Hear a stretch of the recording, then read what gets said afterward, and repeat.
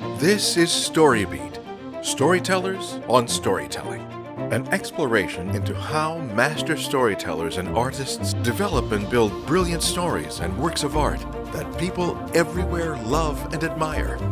So join us as we discover how talented creators of all kinds find success in the worlds of imagination and entertainment. Here now is your host, Steve Cuden.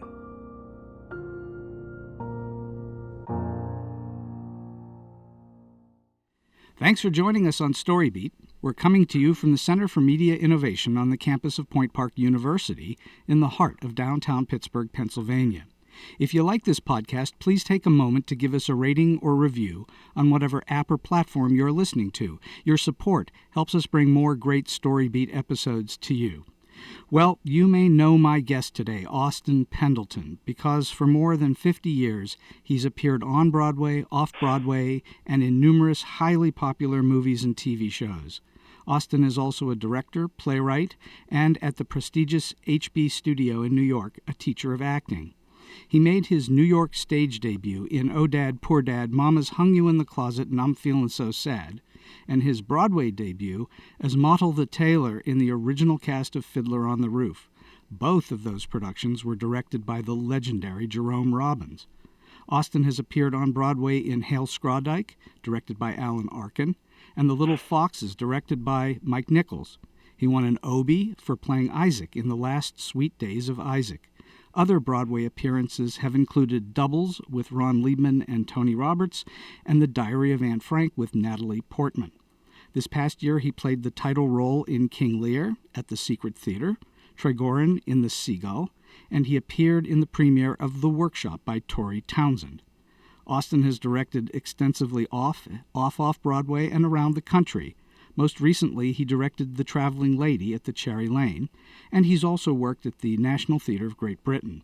He's a member of the ensemble at Chicago's Steppenwolf Theatre and apprenticed at the Williamstown Theatre Festival, where he also began his professional directing career under the guidance of the leader of that theatre, Nikos Sakoropoulos.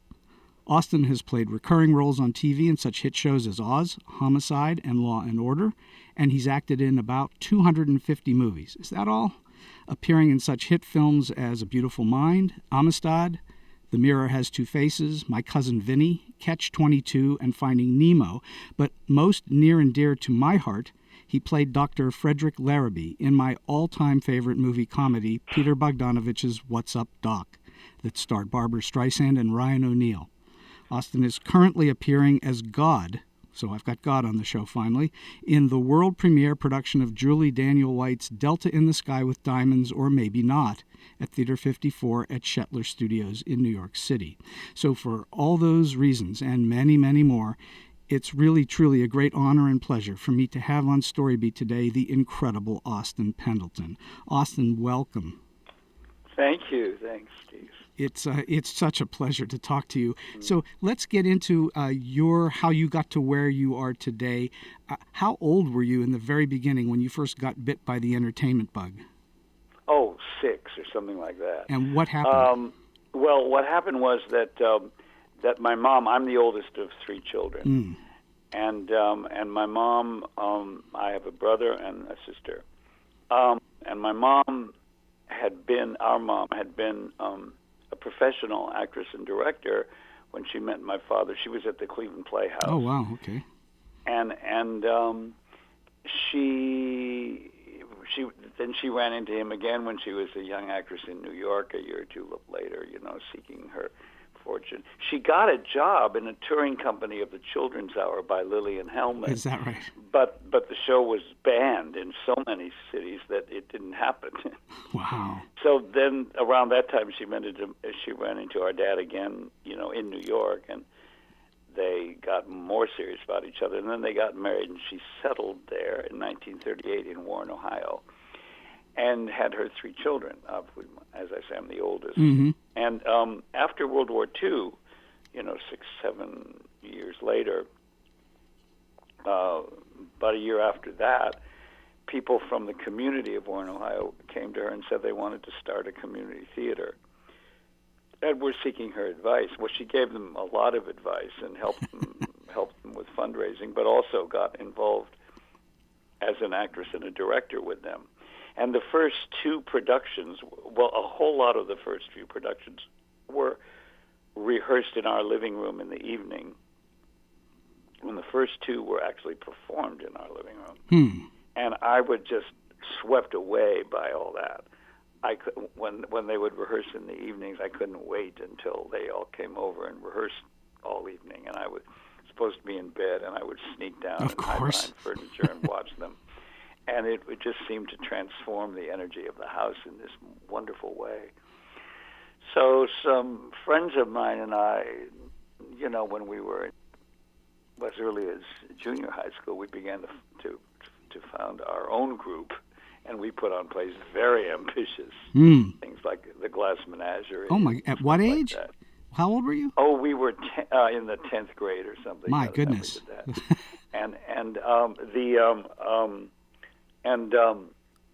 So I was bitten that early when the adult community group began holding evening rehearsals in our house. And then we would also drive up to Cleveland, which is about an hour away from Warren, and see the touring shows in Oklahoma. We saw 3 different touring companies of Oklahoma, and I wanted to be in Oklahoma. And ultimately, you did wind up in musicals as well. So yes, I did. Yeah, and so it all started as early as all that. And so, were you doing student productions in high school as well?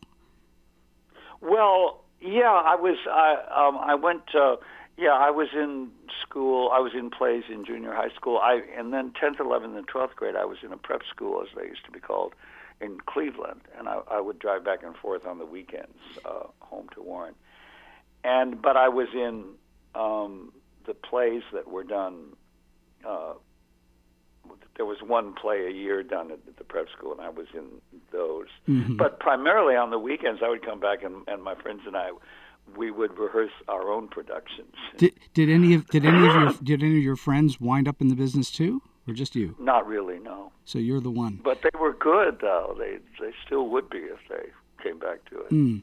And so, aside from your mom, obviously, who were your earliest inspirations or influences? Artistically, you mean? Yes, artistically. Who did you look up to in those early days? Who did you want to be? Well, I didn't want to be him. I wanted to work for him. In the 50s, when I was, I turned into a teenager during the 50s. I was born in 1940.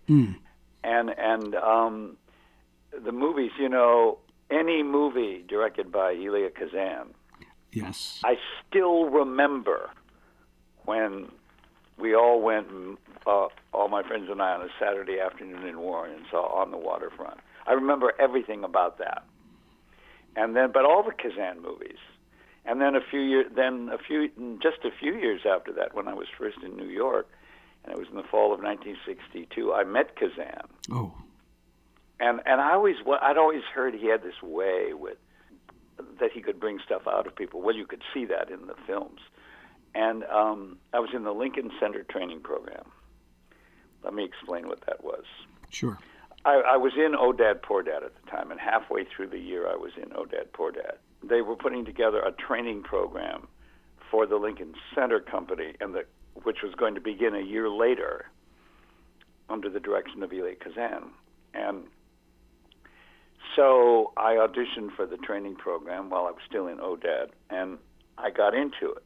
It was an 8-month training program for 5 days a week, 8 hours a day. Oof, that's heavy. The acting teacher was Robert Lewis, who was an eminent, teacher and director and all that. And Kazan would come and see us once in a while because he was going to be the director of the company in a year. And and he would come and see our scenes, and people would throw up before they presented a scene for Kazan. He was held in such high regard. But he was very unassuming. I mean, his manner was very unassuming. And the first day, the meet and greet of the training program was 8 months, 8 hours a day, 5 days a week. And for the first half of that period, I was in Odad still. Anyway, so on the meet and greet day, we were all standing around, and I was very shy then. I had a terrible stammer when I was, is that right? which I would get away from when I was acting. But I perceived that Cuden he was introducing himself to everybody. I mean, speaking, in a private way to everybody. There were 30 of us in the program, and it was in effect an 8-month audition for the company. Right. And I kind of had a great time with it because I didn't really care whether I got in the company or not. I just wanted the training. I'd begun to train with Uta Hagen a couple of months before that in the studio where I now teach. Right. But this was 8 months, 8 hours a day, 5 days a week training for free. I mean, you weren't paid for it, but you didn't have to pay for it. And Robert Lewis and all that. Wow, you were a very lucky man. I was saying you were a very lucky man. And I was, and so I got into the training program, and also in that were Frank Langella and Faye Dunaway and Barry Primus and all kinds of remarkable people. Wow. And we were told that first day that at the end of the 8 months, half of us would be taken into the company. But I wasn't worried about that. I thought I either get in after the 8 months or I don't. And I'll tell you what happened with that sure. in a little bit. But I perceived at this first meet and greet, September 1962, that Elia Kazan was coming across the room in my direction, was going to introduce himself to me and talk to me for a couple of minutes. And I got wild with terror. I thought, I'm not going to be able to speak. Oh, no. I will be so tongue-tied with him, and I'll be asked to leave. And it was good. I was really frightened. So he comes over and he says, I'm Kazan. I said, yeah. And then in Odad was an actress. There were two brilliant actresses in it. There was Jo Van Fleet and Barbara Harris. Yeah. And we were all in it for a year. And Jo Van Fleet had a reputation for being extremely hard to work with and difficult and all that. I had sort of almost immediately just gotten smitten by. Well, I was smitten by both Jo Van Fleet and Barbara Harris. Yeah. But they were. But I thought she was an edgy but fascinating person, and it was wonderful to work with her. And she worked very hard, and she was tricky, but not. I mean, I've seen worse, and I've often seen much worse with people I've worked with who were nowhere near as good as she was. But I had all these complicated feelings about it. So Kazan comes over to me, and he says, I'm Kazan. I said, yeah. The second thing he said was, why do you think Jo Van Fleet is so difficult? That's the second thing he ever said to me. And the words started pouring out of me. I told him how much I admired her, how she could be a little threatening sometimes, but on the other hand, she could be a lot of fun. She and I would go out drinking after the show, and I would quote things that she would say when we did that, and then how she would suddenly get very dark, around the theater, but then it would be great. And even when she did get dark around the theater, it was electric when she was on stage. And so, it just poured out. While all this was pouring out with absolute fluency, it actually, and I remember this, it actually went through my mind. This is how Kazan gets that work out of people. He knows just the simple question to ask. It's amazing. As a teacher, you've been a teacher a long time, and I've been teaching now for 7 years after a very long career of my own. And it is about asking the right question most of the time. Yeah, you're absolutely right, Steve. And he just had an instinct. He'd seen the show, and he had worked with Jo. He was the only director who ever worked repeatedly with Jo Van Fleet. How interesting. He was proud of the fact that he could work with difficult people. Well, and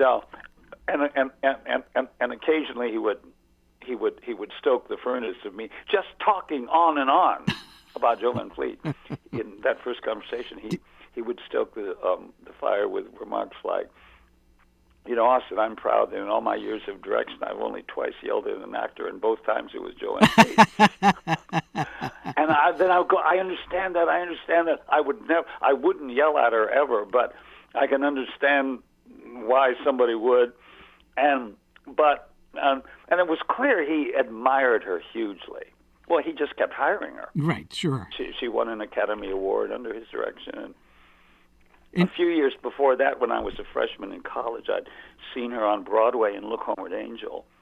And I went to see that play. I would come down from college and get standing room. I saw it about 8 times during the 8 months, just to see her. I had no idea that 5 years later I'd be working with her. I told all that to Kazan. It was so... You're asking who... Kazan, in terms of the way he engaged his profession and his craft, had been my role model since I was a teenager in Warren, Ohio. Mm. And I would see, and then when I went to college, I was an undergraduate at Yale. Sometimes plays he was directing for Broadway would open out of town there, and I'd go see them 3 or 4 times just to see how he staged a play. And the acting was always superb. So did you ever actually work for him in anything? Well, there was the 8-month training program. And then at the end of the 8 months, each of us was called in for a private session with Kazan and the producer, who was the Broadway producer, Robert Whitehead. Robert Whitehead. Who was the gentlest man ever to be a producer on Broadway. And and Kazan said, okay, we're taking you into the company. We have small parts for you. The first play was going to be what was then the new Arthur Miller play, After the Fall, which Kazan was directing. Right. He said, we only have tiny parts for you the first season, but you can be an assistant stage manager. You can play those tiny parts. And I thought, I think I even asked outright, it's one of those tiny parts in After the Fall. Because I thought, okay, being in a rehearsal room with Elia Kazan directing the new play by Arthur Miller, which I didn't know anything about at that time, except that there was one. I thought, sure, I'll do this. Why would you not? But then, so I went away for the summer to the Williamstown, what's now called the Williamstown Theater Festival, and I came back to begin with After the Fall. And I got this call from Jerome Robbins, who, as you say, had directed Odette and was now. I got this call from Jerome Robbins people to come in and audition for what became Fiddler on the Roof. And he called me back about 6 times, which was the way that Jerry did things. Mm-hmm. I mean, he auditioned people over and over and over again. Well, he was also notoriously difficult. I owe everything to that man. I mean, I'll tell you more about that. Sure. But I owe everything to that man. I'll tell you more specifically what I mean by that. Yeah, he was difficult, but God, he was brilliant. Well, sure, that's why he would, of course. Yeah, I mean, there are a lot of people who are a lot more difficult than he was, who are nowhere near as good. So I learned early on, it doesn't matter. It's like with Jo Van Fleet. She was actually a lot more difficult than he was. But it doesn't matter when they're that good. It really doesn't matter. But anyway, so... I found that the entertainment industry is very forgiving of the truly talented. Not so much anymore. They used to be. Well, of course, with what's going on today, of course, that's absolutely true. No, but I mean, beginning 25 years ago or so, it began to be, don't hire that person, they're difficult. Mm-hmm. I mean, this is when I was directing, and people would tell me that. And I would say, I don't care. I really don't care. The talent counts. Yeah, I mean, when I came of age in the business, there were a lot of difficult people. And I mean, legendarily difficult. Sure. But that was something Jerry Robbins. So after my 6th audition, my agent called his people, the casting people for Fiddler, and said, look, if he's going, because Jerry would take months to decide. They'd say, he's got to offer it right now, because otherwise Austin will go into the season at Lincoln Center, beginning with After the Fall. Right. So the next day he offered me the part of Muddle, which was not the part I'd auditioned for. Which did you audition for? For Perchik. He kept calling me back. Wow, really? And I really wanted to play Perchik because it was such a different role from the Dad guy. Sure. You know? And I was so excited. And then at the last audition, he said, "Oh, while you're here, will you read for Martel?" And I thought, "Oh, that stupid part. I don't want that." But I read. And the next day I got the part because my agent said, he's got to make an offer now or we've got to take the Lincoln Center thing. Then it turned out that the rehearsals for Fiddler got postponed by quite a few months because of a commitment of Zero Mostel to something else. And so I could have done that first season of Lincoln Center, but it didn't matter. Yeah. So I went to tell Cuden. I said, I have something I have to tell you. And he said, "Yeah, you can't do the season because you're going to be in Jerry Robbins' new show." I said, "How did you know?" Cuden said, "What, you think we don't talk to each other?" I always liked Cuden a lot. And over then all the years after that, whenever I would run into him, he was, I don't know, he was always so available and fun and interesting to talk to, and would come to see shows I was in and stuff like that. Well, I think it's valuable. I think it's valuable to know for our listeners that you're talking about one of the greatest directors who's ever lived, and yet you found him extremely accessible and a down to earth and decent person, which sometimes those types of positions have an opposite reputation. Yeah, he was. I think that was the secret of his considerable artistic success because he did combine those two things. He was just totally open and very friendly, and yet he did this exceptional work, and that's a rare combination. Well, you've clearly worked with some of the truly spectacularly great directors we've ever known. I mean, Mike Nichols, and the other thing I'm also fascinated by is that you acted opposite Orson Welles. Oh, yes. So that must, I mean, he didn't direct you in that, did he? Obviously not. It was Mike Nichols. He directed everyone in that. He was a bad boy. So tell me, was he impossible to work with, or how did you do it? Yeah. I mean, I was there for 2 weeks because he was there for 2 weeks. Right. He said, "I'll do the thing if you have me in and out in 2 weeks." So it was down in the desert in Mexico. And about all my scenes were with him. Right. And all his scenes were with me. Sometimes there were other people in the scene too, but some of the scenes were just the two of us essentially. And he would take over the direction from Mike. Oh, Lord. And his ideas were frankly not as good as Mike's. Orson Welles was a genius director, but clearly not for the kind of comedy. And he would instruct Mike in front of the cast and crew about comedy. Mike Nichols. I mean, and he would blow his lines all through the scenes with me, and then he would say things like, "Mike, I don't blow lines usually. There must be something wrong with the scene.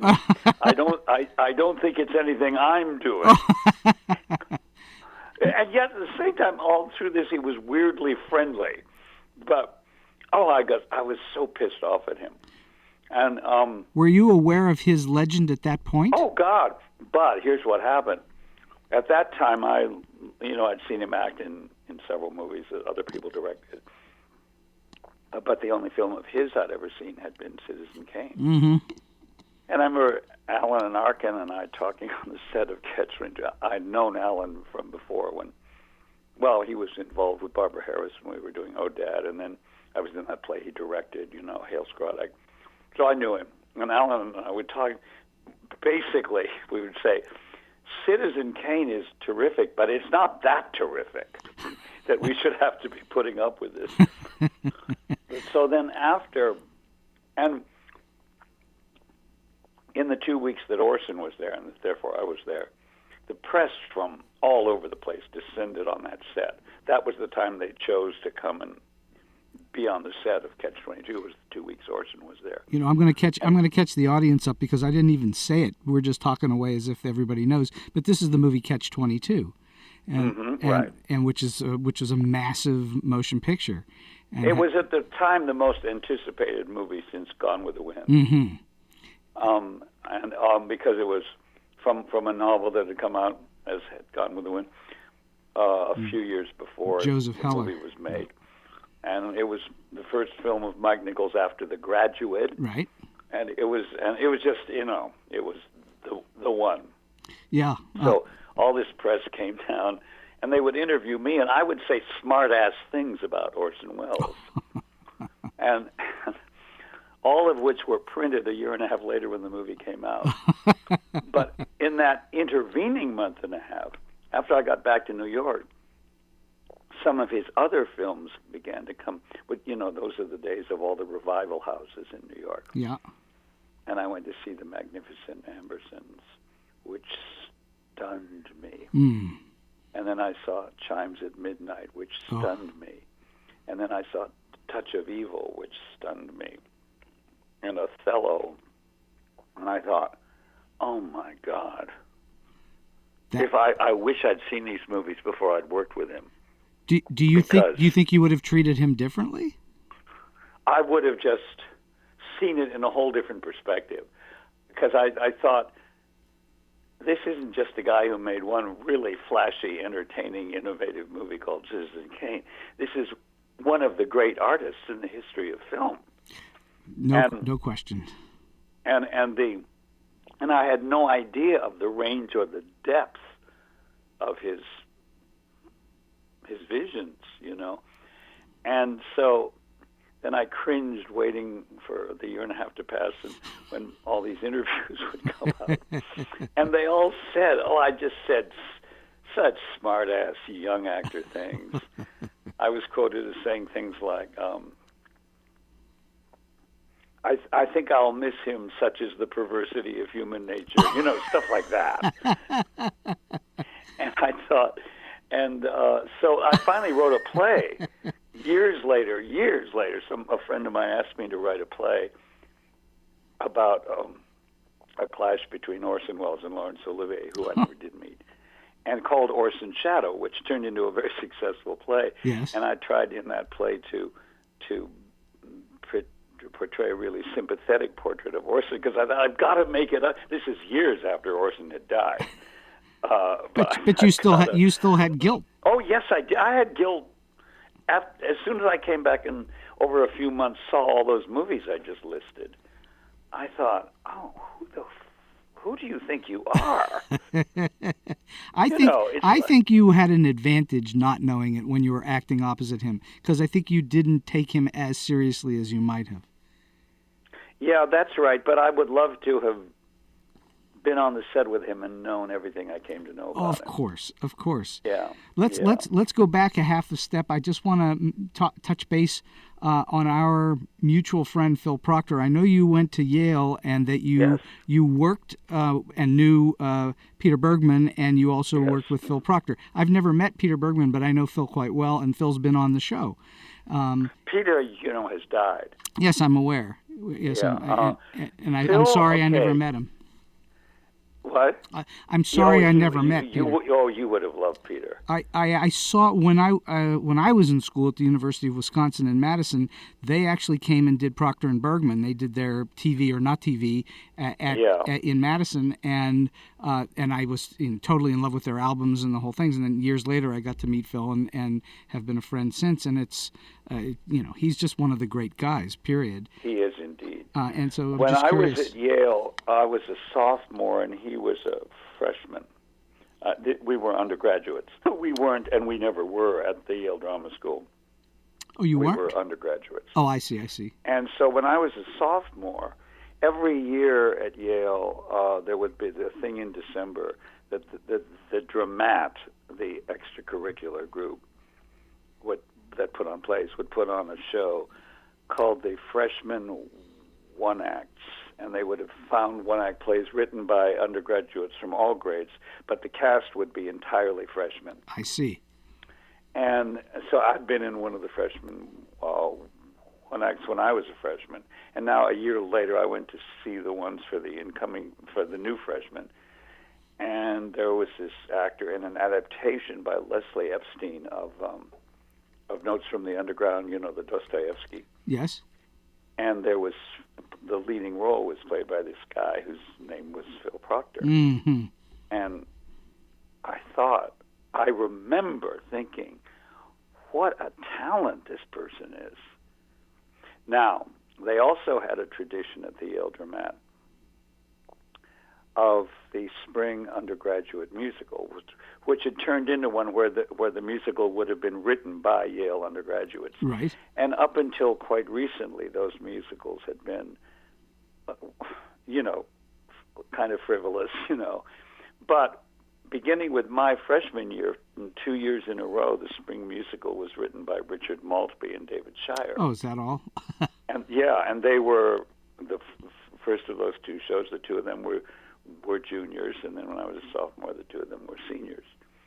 And Richard Maltby directed the one act I was in when I was a freshman. He was 2 years ahead of me. And it was very exciting because that, of course, was in one of the great periods of the American musical. Mm-hmm. And Richard and David were really, really working very ambitiously in the musicals they wrote in that evolving style and manner of the great American musicals of the 40s and 50s and into the 60s. That period is kind of known to have begun with Oklahoma in 1943 and ended with Fiddler on the Roof in 1964. Right. And then after that there were great musicals, but most of them were written by Stephen Sondheim. And then but those really wonderful musicals were happening every season from the mid-40s to the mid-60s. And all the great ones, I need not name them. And so here when I was a freshman, the spring musical was written by Richard Maltby and David Shire, who were also at that time juniors, as I say, right, at Yale. And it was a really sophisticated piece of work. It was, and you felt it was very exciting. And then the following year was the last year that they were there, because they were seniors, and they wrote another musical, and again it was even more sophisticated. And the lead in that one, by the way, was Gretchen Cryer. Wow. Whose husband was in the divinity school at Yale, and she had a receptionist job in one of the plants in New Haven, and she came over in the evenings, and she played the lead. I'd never heard of her in this, and she and I have been very closely allied ever since. Mm. But it was in a musical by Richard Maltby and David Shire. So all of a sudden, the thing of the spring musical, and the lyricist for the two. So I decided to enter the competition as writing a musical for my junior year and senior year. I would write the script, and the lyricist in both cases was Peter Bergman. Isn't that amazing? Yeah, Peter was in the same class I was, and had introduced himself to me almost the first day of freshman year, and he was one of two lyricists for the musical in our junior year, and then the only lyricist for the musical in our senior year. In both cases, I wrote the script. So that's how I got to know Peter, and then Peter and Phil got to know each other that way too, because Phil played the lead in each of the two musicals we wrote. I see. And then they, as you know, they then had the career, and as you know, for the first half of their collaborations over the years were a group of four called the Firesign Theater. The infamous Firesign Theater. Oh, which was dazzling. Absolutely. It began in the mid-'60s, and it was dazzling. They were doing what Monty Python eventually did. Exactly. They were ahead of the game. They were ahead of that curve. Yeah. So you worked on, as I understand. And by the way, have you read Phil's new book? Yes, I have. It's called "Where's My Fortune Cookies?" Fantastic book. But he talks about you in the book. Yes. And in fact, I'm looking at the page now, page 46 of the book. You talk about that you wrote Tom Jones. Yes, a musical Tom version. Jones. And we decided to adapt Tom Jones, me and Peter Bergman, and another lyricist called Joe Matt. Peter Bergman introduced me to the two people in the class ahead of us who could write write the music and the other half of the lyrics, who were Joe Mathewson and Robert Archer. And so the four of us wrote Tom Jones. This was 3 years before there was ever a movie of Tom Jones. Wow. I'd read the novel Tom Jones, that was assigned to me in high school in Ohio, and I thought, oh, this should be a musical. So the four of us wrote this musical of Tom Jones, which was this big hit at Yale. Big. People would sell scalper tickets outside it. I, of course, formed the idea then, oh, that's what it's like in show business. You put together a show and everybody loves it. I think that was called Andy Hardy, wasn't it? Yeah, right. Yes, exactly. So and then the year that Peter and a composer named Jim Massengale and I wrote for the senior year was a very ambitious, very dark musical about the Booth family. And the acting booths, Edwin and John Phil, Wilkes. and the two leading characters were the father of the Booths, a guy named Junius, and his son Edwin. Mm-hmm. The part of John Wilkes was a very small part. Got it. And and Phil played first. He played Tom Jones the year before, and then he played Edwin Booth, the young Edwin Booth, and plausibly, Edwin Booth, who for many years was considered the greatest American actor. Well, I believe it because Phil is phenomenal. Yeah, and Phil as the young Edwin Booth traveling around with his father in our musical. And our musical was essentially tragic. It was nowhere near the success that Tom Jones had been. But on the other hand, it attracted a lot of it. It was so ambitious that it kind of, people thought, whoa, it was 3.5 hours long. Wow. It was very, very dramatic. It was, and the music was, the thing that Jim Massengale said, I said, you want to write a show? Because the composer of Tom Jones is graduating, so for next year, would you want to write a show? And Jim said, yeah.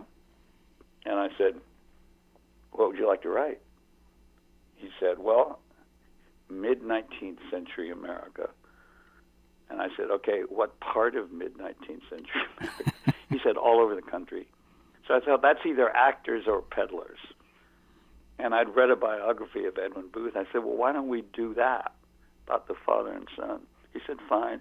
He said, I want to write the music as a combination in style of Stephen Foster and Kurt Weill. Wow. And that's what he did. Wow. That really is ambitious. And we put it on. It was so long and so ambitious that we never even had a dress rehearsal. Is that right? Yeah, the opening night was the first time it had ever been run all the way through. Oh, my goodness. And it was... and then I became obsessed with it. Jim withdrew from it, and another composer came in, Arthur Rubinstein, who also wrote a wonderful score, but in a whole other mode. Another very good composer. Yes. And the lyrics, Peter ultimately, he went to California and so forth. And so then Gretchen Cryer came in to write the lyrics. And so we peddled that musical around for years. And its first production really was a workshop in the Little Theater at Lincoln Center, mm-hmm. directed by Peter Hunt. Really? And Jerome Robbins, with whom I'd already worked in the two shows I'd worked with, Odette and Fiddler, right. Came to see it, just supportively, and recommended Peter Hunt to direct 1776. So Peter went from directing our little kind of 3-performance workshop of Booth into, within a year, directing 1776 and winning the Tony. Deservedly winning the Tony. I believe you. The more I'm listening, you're sort of like the Zelig of the 1950s theater. Yes, right. That could well be said. You're everywhere. That's amazing. You're huge influence. Yeah, it was exciting. It was very exciting. And then after that, Gretchen wrote a musical with her other collaborator, Nancy Ford, and that was The Last Sweet Days of Isaac. Right. Yeah. And were you always singing? Did you sing from a young man? No, when I was first in New York, I got Odette because I'd read Odette. It was quite unusually in print before it was ever done in New York. It wouldn't have been produced at Harvard. Arthur Coppett was an undergraduate at Harvard, and the play got put on, and all these New York producers wanted it. And one day in my senior year at college, I was in New York, and I saw a paperback of it, and I thought, oh, this play that everybody talks about. So I read it on the train, and I thought, well, this is a very exciting play. I could get that leading part. Well, I mean, it's not the lead, it's one of the three leads. If I could get an audition for this when they do it next year, I could get that part. I didn't want the part because the part he had a stammer. I thought, I'm going into acting to get out of that. The only times I didn't stammer in my life in those days were when I was acting, and I thought, I don't want this part, but I could get this part. But then I went away for the summer and came back and moved to New York after I graduated, and but I couldn't get an audition for it. I would go to agents' office and say, will you submit me? And they'd say, well, what have you done? And I'd say, well, I've been an apprentice at Williamstown, and I acted in shows at college. I said, and you're asking us to send you up to Jerome Robbins. Finally, they were sweet, but they were just like, are you out of your mind? You know. So, I thought, I wasn't exactly heartbroken because I really didn't want the part, but I wanted the job, if you know what I mean. I wanted the exposure. I wanted the professional opportunity. Sure. So, but I'd given up on it. One day, a friend of mine, an actress who had been also an apprentice at Williamstown and who now had an agent, called me up and said, I was talking to my agent today, who was a woman by the name of Deborah Coleman, who had her own agency. It was in the days when small agents had a lot more power than they do now. Right. And she said to me, just by way of gossip, this is my actress friend talking, Nancy Donahue. Nancy said to me, I was talking to Deborah today, and Deborah was just saying by way of gossip, you know, Jerry Robbins can't find anyone for that he thinks is right for that young guy in Oh Dad, Poor Dad. And I mentioned you to Deborah, said Nancy. And Deborah said, well, send him in to meet me. So I went in the next day and I met with Deborah. She said, well, dear, you seem like you might be right for this part. And he's seen every good young actor in New York, and he doesn't think any of them are right. And indeed, I learned everyone he had seen, they were all of them brilliant. And so let me send you up to the casting director.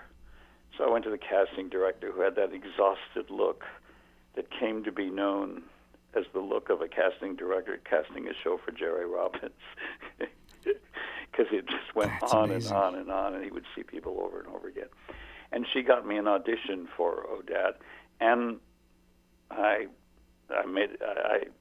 worked all weekend on the audition, and well, to make a very long story short, ultimately I got the part. Oh, sure. And okay, so that helps me to get to where I'm headed here next, which is about working with directors. You've clearly worked with these amazing directors, like we've talked about, Jerome Robbins, Mike Nichols, Peter Bogdanovich, and so on. What would you say are the most important lessons that you've taken away from working with the various great directors you've worked with? Well, in the case of both Jerry Robbins and Mike Nichols, at one time with each of them, I drove them to just total rage. Really? By being lazy. The thing I learned about those people, like any director, but particularly any director with the artistic reach of either of those two guys, that's the one sin. I remember, and as I say, I was cast in Fiddler. I was the first person ever cast in Fiddler because my agent, who was Deborah Coleman by now, said, you got to make up your mind or Austin's going to do the Lincoln Center season. So Jerry, and then the show was put off. So Jerry would invite me to design meetings, and to when they would play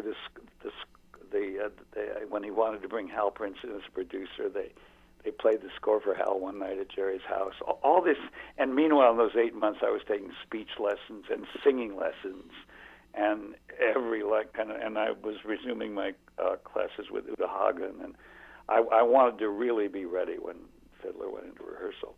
But I remember at one of the design meetings, and he would just have me come over to sit and hear what they were saying, and he wanted 0. He said he wanted 0. And 2 or 3 people at the meeting said, 0, A, is first of all notoriously difficult. Oh, yes. And B, hates you. Because of the House Un-American Activities thing. You know, because Jerry had named names, as had Kazan. And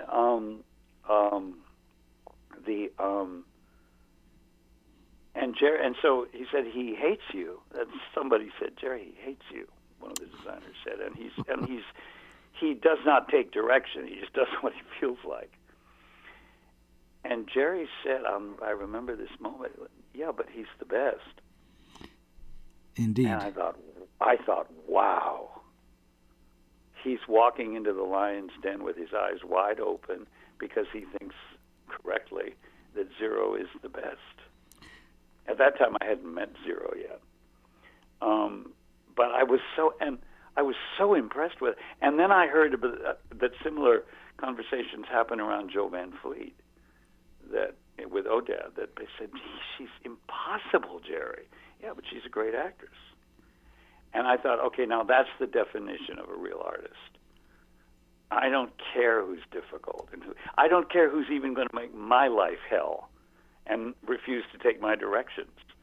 I want that talent and that sensibility on the stage. Well, there's an ulterior motive there too, is there not? In that the great director will allow for those problems, so to speak, because at the end of the day they have pretty great confidence that they themselves will come out looking good. Yeah, there is. But on the other hand,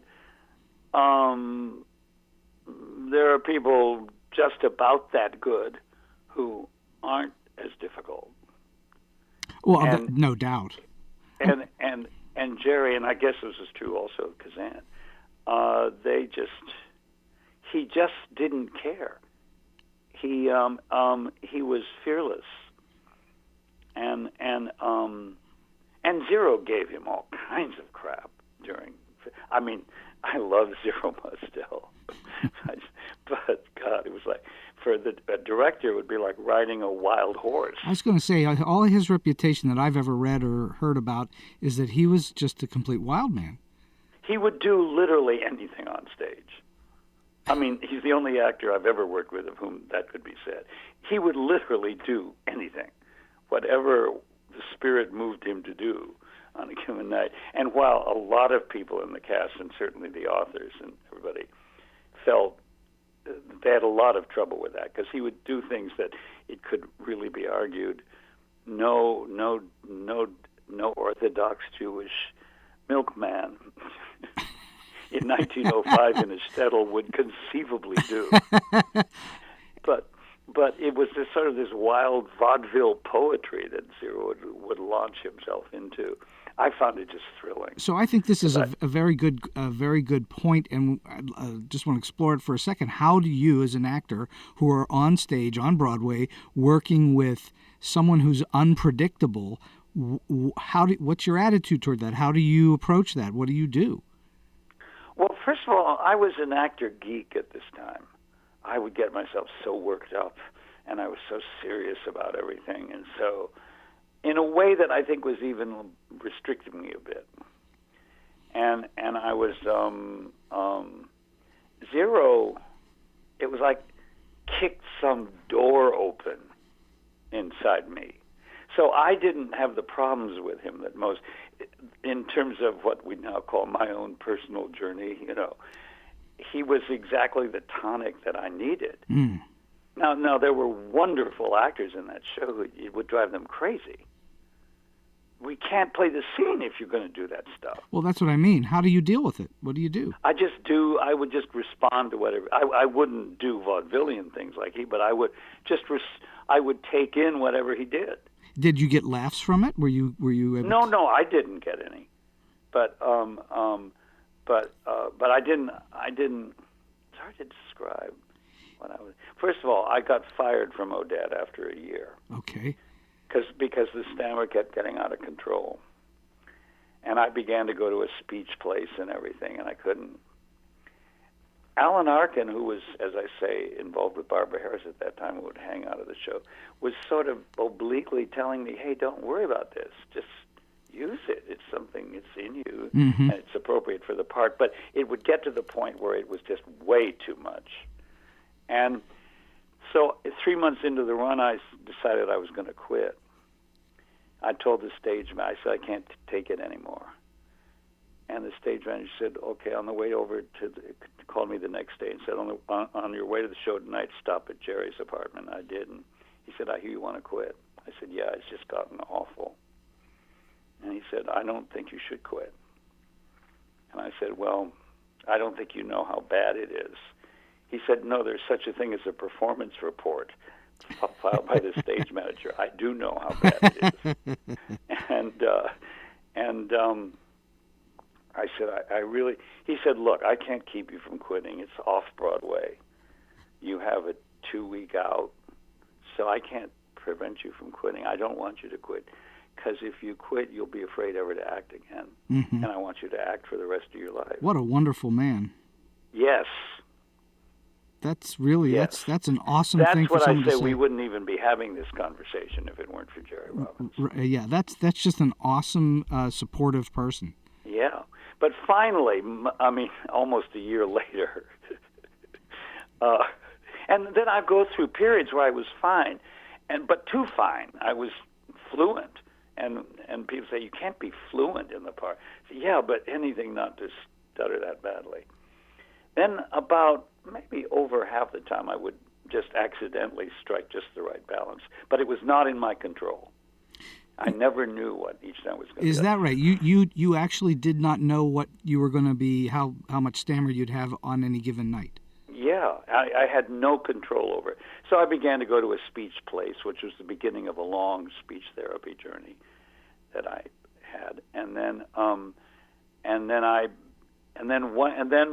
so for a while after Jerry said that, I was fine, and then it began to fall apart again. And an actor in the company, a friend of mine named Barry Primus, I said, "Barry, I don't know what to do. It's all taking over again, and I just don't know what to do." He says, "I'll tell you what you do." And he gave me subway directions about how to go downtown and audition for Uta Hagen. Nice. And then that began to help, because I had no training as an actor. And so I studied with her over the summer, and while I was in ODAD. And then I began in the Lincoln Center training program. And all of this began to help, but then it all began to fall apart again, and finally they just had to fire me. So I just thought, and so the Lincoln Center training program was just to get the training, and then I got Fiddler, and then I trained, worked on my speech, and I just begun to take singing lessons, and so worked on that very hard, and just got very, very, and I entered the rehearsals for Fiddler with a much more controllable speech pattern. Well, you obviously you weren't stammering when you sang either, I assume. Well, no, you don't when you sing. Right. But that doesn't happen to anybody. I mean, you can have the worst stammer in the world, but when you sing, you don't. And I still had some of it, but it was way more under control, and it wasn't exactly wrong for the part. But the important part, it was much more under control than it had been in ODAD. But obviously, you were very determined to be doing what you were doing, or you wouldn't have put yourself through all that. You wanted to be there. See, acting to me when I was a teenager and so forth, and was the way out of all that. It was, and so to me, that's why I still act at the drop of a hat. This is long after the stammer is almost completely under control, as it has been for years now. But still, it represents to me the thing that saved my life. And then, of course, that got very threatened during the run of ODAD. And then the fact that Jerry would say that to me early in the but then ultimately he had to fire me. But then would audition me again for Fiddler. Well, he believed in you. Clearly, he believed in you. Yeah, but still, that's a problem that could. But he said in the Fiddler audition, you didn't stammer at all.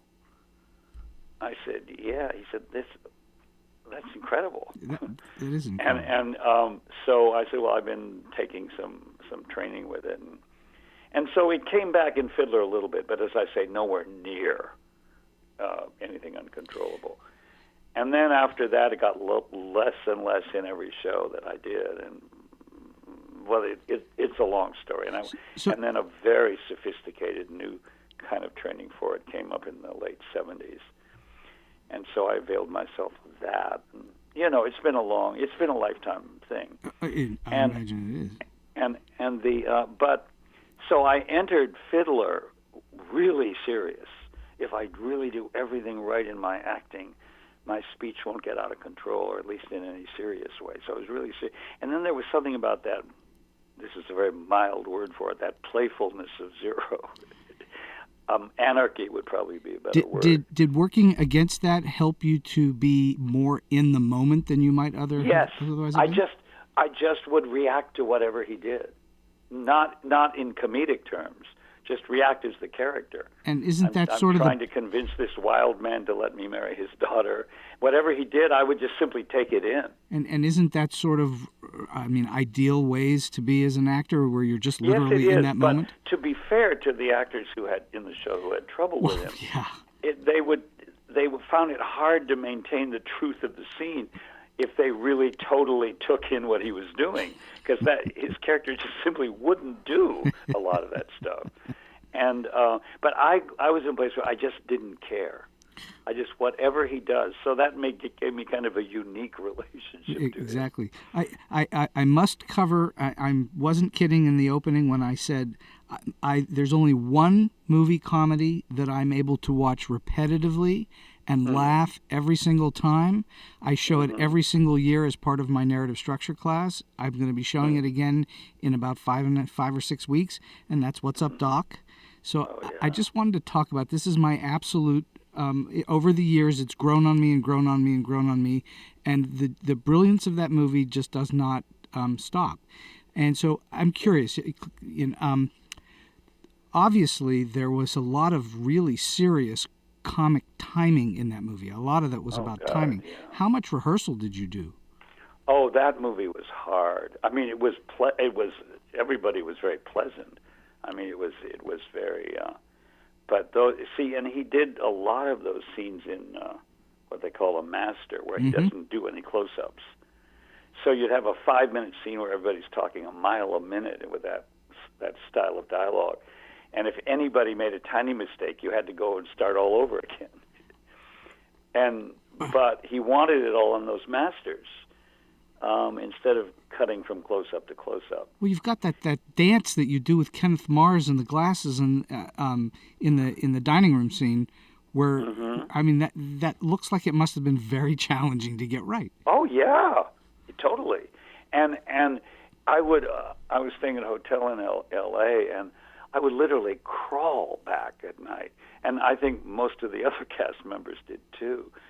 All of them. I mean, one thing that did, apart from just how that feeds the kind of life that a picture like that requires, that high speed, thing.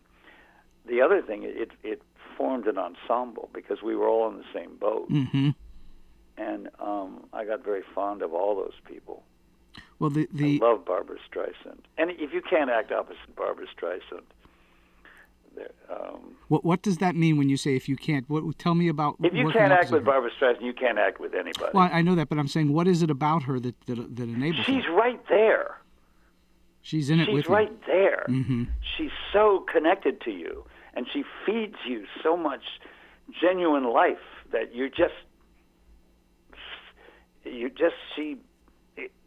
can't help but come to life. Well, she's wonderful. That's everything. Would you get the same out of Ryan O'Neal? Same thing?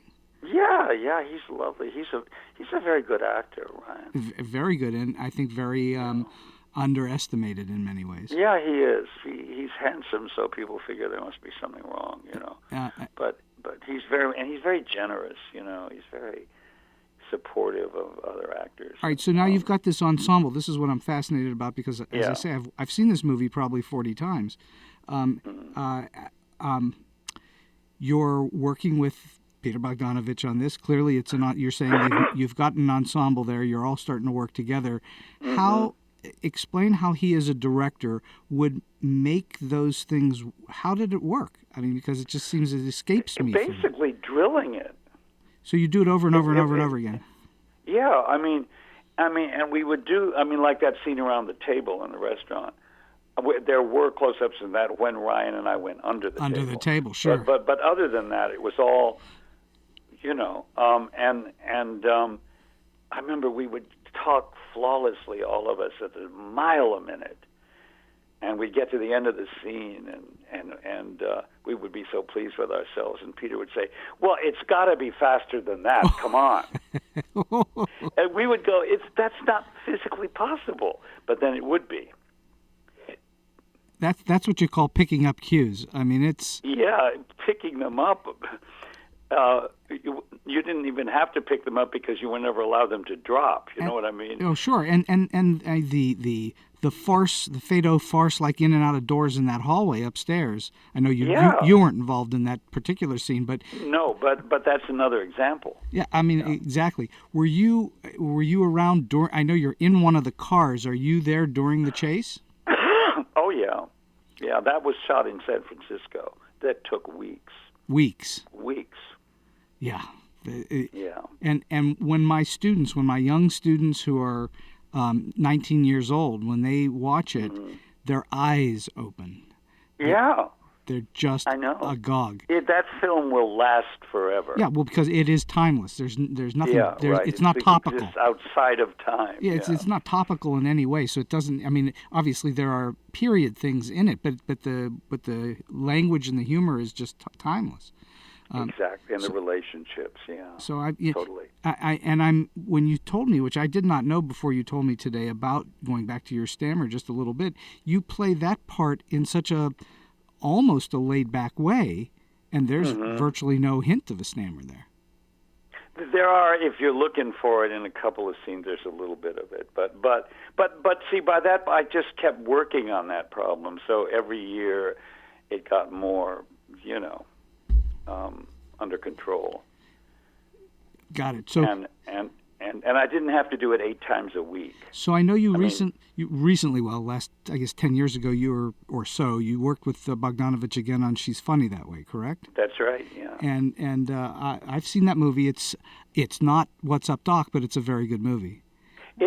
I told him after I saw that, it's a dark, it's sort of like late Shakespeare, where he takes earlier themes and earlier manners and cast them in a darker way. They're still comic, but they're more sorrowful.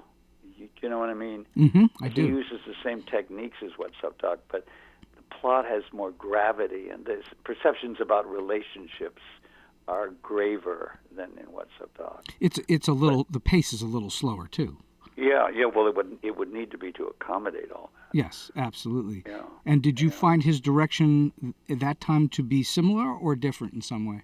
It was different. It was very perceptive. It was very penetrating.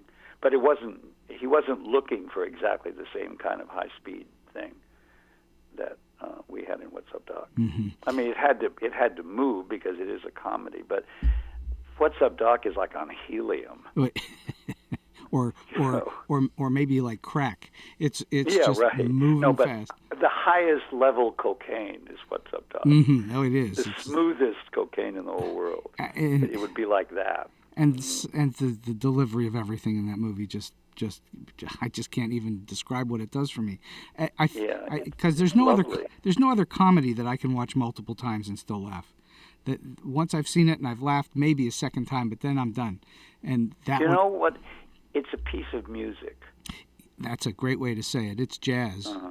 It is a piece of music. You're correct. Yeah.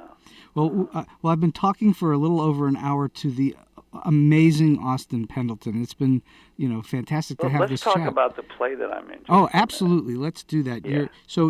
You're in that until when? When does that play till? We close February 10th. Okay. And we're at the Shetler Studios at 244 West 54th. I play God. And how does that feel? Well, it's a great, actors. This is an actor talking. It's a great part. A part is either a good part or it's not. You could have a bad part that was God, and this is a good part that's God. Well, you've written a lot of things, and I've written an awful lot of things, and I always feel like God when I'm doing that. But you're actually playing God. Yeah, and it's a very in her writing, June White. It's a very original take she has on God. Tell us about it. What is the play about? Well, she ends up the beginning of the play is that she just has died, and she's ended up in that halfway house between being alive and either heaven or hell. And she first creature she meets is God, and they start to form this contentious relationship, contentious and friendly all at the same time. They become allies but they also argue a lot. And he takes her through her life and tries to get her to correct certain problems she had in her life from the other world. She'd go back and hopefully influence. Are you on stage with her the whole play? Just about, yeah. There are other characters who she revisits from her life. Well, two characters that she's never met that I send her to Earth to mediate a relationship of theirs. And then there's a group of people who she was very closely involved with before. Mm-hmm. And so you see them, and the cast is beautiful. It's a pleasure to go and do this play every night because it's very funny. It's occasionally tragic.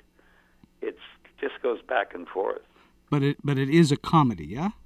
Yeah, the overall affect of it is a comedy, and whole sections of it, in fact, are funny. But it goes into other stuff too. And how did I like plays that do that. Yeah, I was going to ask you. You've done plenty of dramas and comedies. Do you prefer comedy over drama? I don't prefer anything over anything. You just want to act. Yeah, right. And so, how did you meet Julie White? She came. Her name is June. Oh, I'm sorry. Did I say Julie? I mean June. Yeah. You're thinking of that marvelous actress. I am thinking of that's correct. She came to me with a one-person show she was doing a few years ago to be coached on it, and so I worked with her on that, and then she started to write this play. And so did you help her did you coach her through the writing of the show? Oh, around the edges of it. I mean, the entire structure, the entire concept of all the relationships is hers. But I'd say, well, do you need this part, or maybe you need a little more of this? And the kind of work you do on a script, sort of, as I say, around the edges of it. You're giving her feedback. Yeah, little incidental critiques, I guess, is what you'd call it. Mm-hmm. And how long did you rehearse this play? We rehearsed it. The time span was a month, but has been going on a lot. Of course, lately there were a lot of illnesses, and so it wasn't a month in terms of the number of days, but it was the time span of a month. About a month. And who directed it? This guy called Michael Padden, who I met through a director the guy who directed my play Orson's Shadow about Orson Welles is this brilliant director by the name of David Cromer. And David Cromer, this guy Michael Padden, was an assistant to Cromer on a production of Cromer's, so I got to know him, and he seemed like a very bright guy, and indeed he is, Michael Padden, and he's wonderful with actors, but he also knows how to stage a play. Those two things don't always go together. Well, that's for sure. Sometimes the director can do either one of those, but not both. But he can do both. What would you say is the most challenging thing about doing this particular play, and how did you overcome it? I don't know. It's challenging. You just experiment with different ways of playing many different moments, and in fact, you even keep changing it. Michael Patton, of course, keeps an eye on it. Does it change? Does it change every night? Not as much as Zero would change it, obviously. Oh well, nothing I have ever experienced or heard of changes the way that Zero would change every night. But although Zero's poignant moments in Fiddler were absolutely the same every night for a year. Is that right? Oh God, and they were soul-crushingly beautiful. But the comedy things, anything that could have even the potential of having comedy in it would go off in many different directions. But so not like that, but more like Barbara Harris. And I spent a year on stage with her in Odad, and she came from that improv group, the Second City. Right. And she spoke the same text every night in Odad, but she was behaviorally, it was like jazz. I learned a lot from acting with Barbara Harris, actually. And it's more like her. That was never exactly the same, but it was always circling the same points that needed to be made. Well, obviously there is an actual script you're following. You're not improvising. Yeah. No. So I mean, the words remain exactly the same, but just the behavior around the line, what some people would call the line readings, but intentions, which I call the behavior within the lines, and within the exchanges and the rhythms and all that. She would, and she wasn't even deliberate. She just had an improv kind of jazzy feel for acting. And do you go through similar things during the play you're in now? Oh, yeah, totally. And the play accommodates that. But most plays accommodate that. It's, I mean, if a play is good, it accommodates that. I think that's 100% true. You know, that's the beauty part of the theater is you're not really ever seeing the same. You're not seeing the same show every night anyway. Yeah. And filmmaking, too. Every take is different. That's true, but at the end of the day, the audience only sees one. Yeah, that's true. That's true. But you could go to I love going to the theater when I've worked on shows. I love going to the theater and seeing the show every night to see those differences. Mm-hmm. Yeah, I know. It's thrilling. It is thrilling. You do know an artist like Vanessa Redgrave, and it's never the same twice. Never the same twice. In classic works, like A Long Day's Journey into Night and so forth, it's never the same. Do you ever work on with an actor in film where every take was different? Oh, 2/3 of the ones I've ever worked with, it's like that. Mm-hmm. Yeah. So you're going with the flow. I mean, you're always right, exactly. That's what it finally has to come down to. There has to be a flow, and if there is a flow, you have to go with it. If there's not a flow, it's really difficult. Oh, well, then it just nothing happens. It just stands there. It's mechanical, and not alive. Well, I see that I teach one class called Acting and Directing for Filmmakers and Writers, and oh yeah, I teach a class where the writers and the usually filmmakers, they're directors and producers, and they write their own stuff and then they perform it in small scenes throughout the 14-week class. Where do you do this, Steve? I teach at a university in Pittsburgh where this podcast is coming right. from. You said, yeah. Point Park is it University. called the University of Pittsburgh? Nope. That's up the road a little bit. There's also a very famous school here in Pittsburgh called Carnegie Mellon. You've probably heard of that. Absolutely. And then we're at a school that has turned out huge numbers of people onto Broadway called Point Park University. But, oh yes. But I'm in the cinema school. And so I teach screenwriting. That's what I do. And I don't know if you know, but I also had a show that I wrote that's been on Broadway twice called Jekyll and Hyde the Musical. Oh, I like that show. Oh, thank you. And I like that show. And so, so one of the many courses I teach. It's very passionate. It is, and the music is very passionate. That's what makes it. Indeed, it is. Yeah. Yes. So one of the numerous classes I teach about, I don't know, 11 or 12 different courses, and one of them is acting and directing for writers and filmmakers is what it's actually called. And they write their own stuff, and then they act in it together, and then half the class is about acting, and half the semester is about acting, and the second half is about directing, but they're always acting. So. Oh, yeah, right. Oh, I've heard of that school, yeah. Yeah, we have a very good reputation. You know a company in Pittsburgh called Off the Wall, right? Oh, sure. Yeah. Of course. I directed a one-person show at Off the Wall that is now about to be in New York. Oh, is that right? Called I Won't Be In on Monday. It's a one-person show Huh. where the actress, the person who wrote it, she also plays it. And it's quite a piece of work, but it was encouraged by Off the Wall. Huh. And Off the Wall is bringing it into New York. Who's the actress? And her name is Ann Stockton, and it's called I Won't Be In on Monday. Huh. No. It's about a woman unraveling under a lot of pressures in her life. It's really something. Ann is very perceptive about things like that. When will that be? When will that happen? It starts next Tuesday, February 6th. And Off the Wall is bringing in 4 different shows, all of them one-woman shows. And within the 2 or 3 weeks that they play, each show has about 8 performances. So Anne plays 8 performances over a course of 2 weeks. Well, that's wonderful. That's wonderful. You know, Pittsburgh is, not to get too far off topic here, but Pittsburgh is a very densely rich cultural gem. And it certainly is. And there's a lot of stuff here. It's a terrific theater town. A very terrific theater town. We've got lots of spectacular professional theater and non-professional theater. And I know. And it's all very good. I've seen a lot of things in Pittsburgh, and it's You come into town now and then? Well, first of all, it's not that far from where I grew up, but friends of mine work there, and so I go.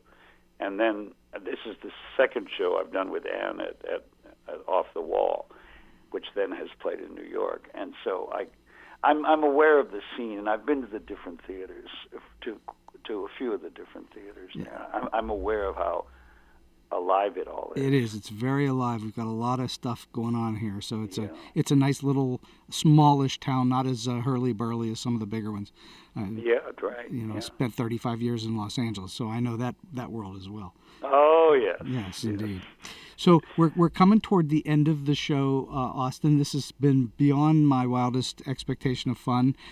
And so I'm just curious, in your, very healthy career, have you ever had or bumped into some kind of a quirky or weird or oddball or offbeat story that you can share with us?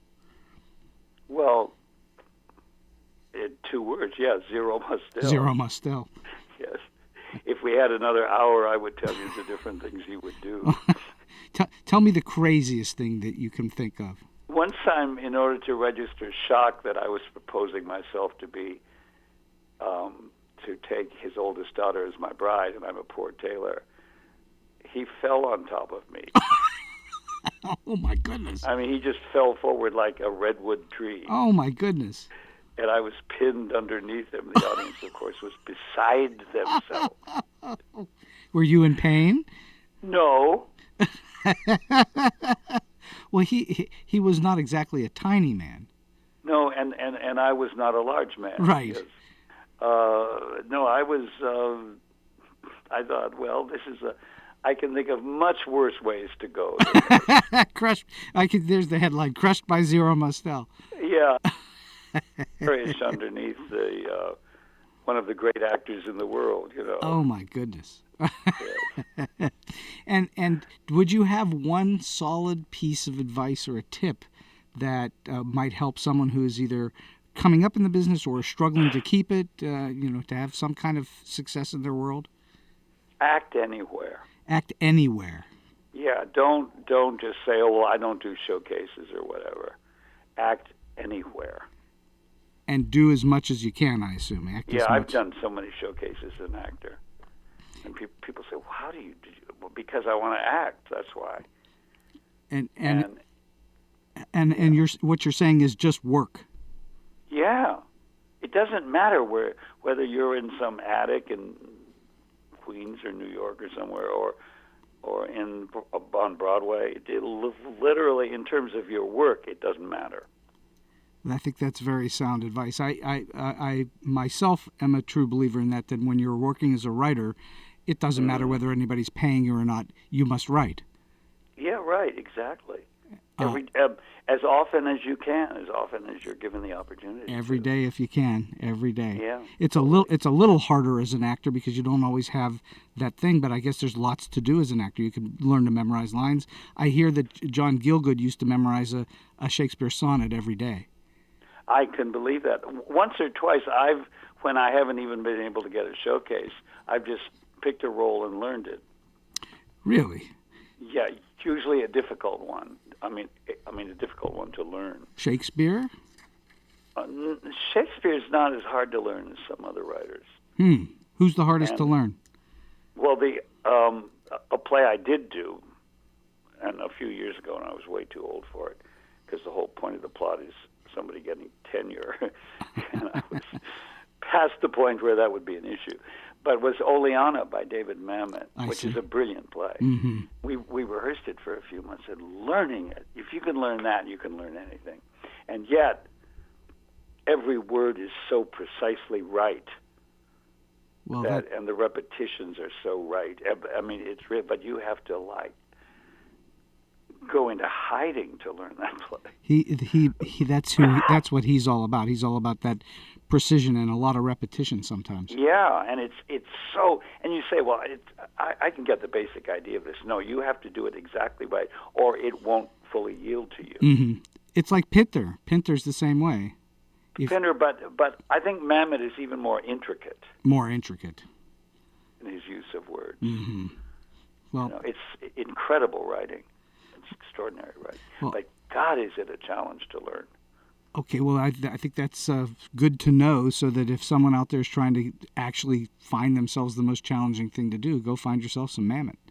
Yeah, exactly. Austin, and it repays you, because when you get all the language right, it's like riding a magic carpet. Well, exactly true, and that's true for all the great playwrights. That's true for Arthur Miller and Tennessee Williams and all the rest of them. Oh.